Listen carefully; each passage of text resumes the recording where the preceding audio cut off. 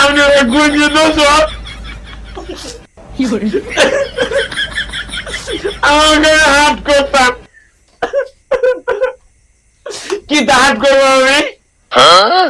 কোন মাস্টার নাই কিছু নেই স্যার কাজা বেরো রয়েছে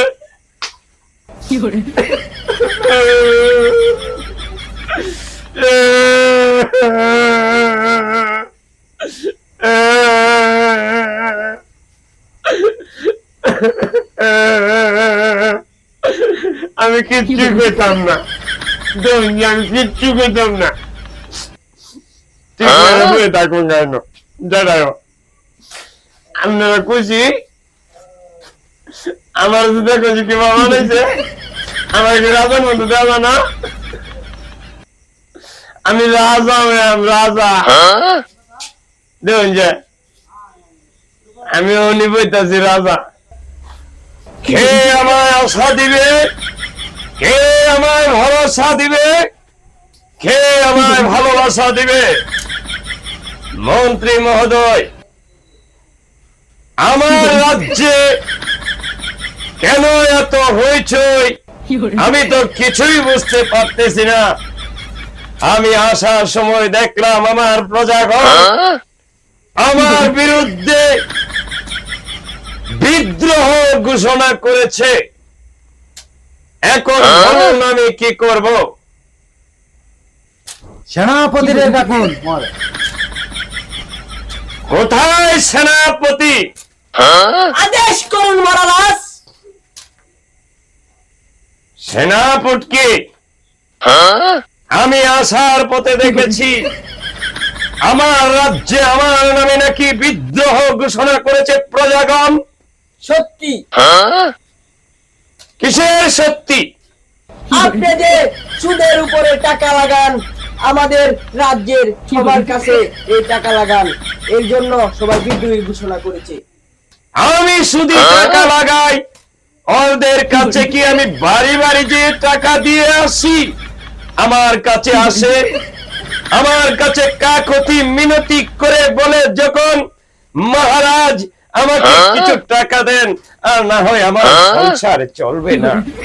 তখন না আমি টাকা দেই জোর হুকুম মহারাজ বলো কি হয়েছে আমাকে দিয়ে এই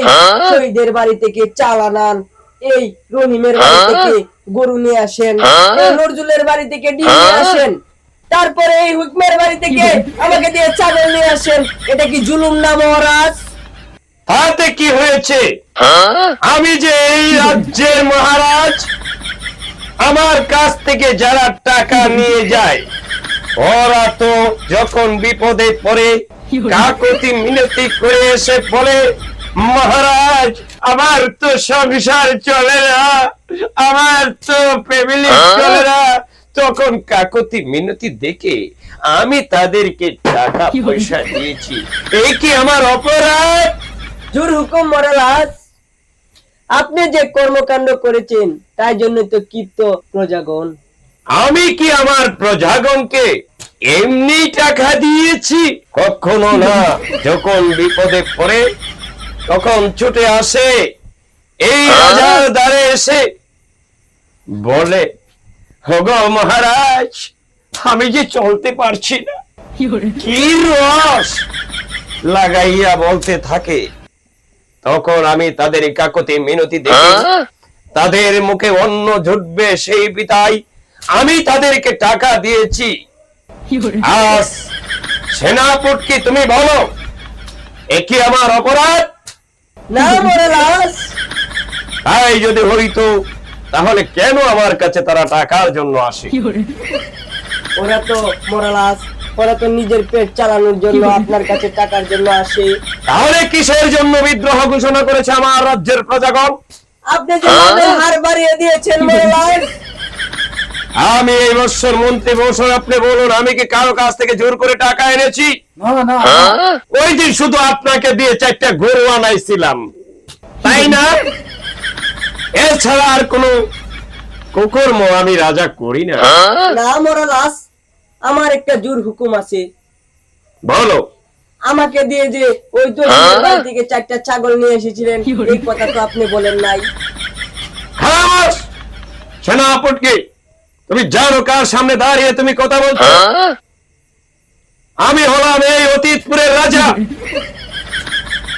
কথাবার্তা খুব লাগাম লাগিয়ে কথা বলো, আর না হয় তোমাকে আমি সেনাপতির থেকে বহিষ্কার করে দেব। ক্ষমা করে দিন মরালাস।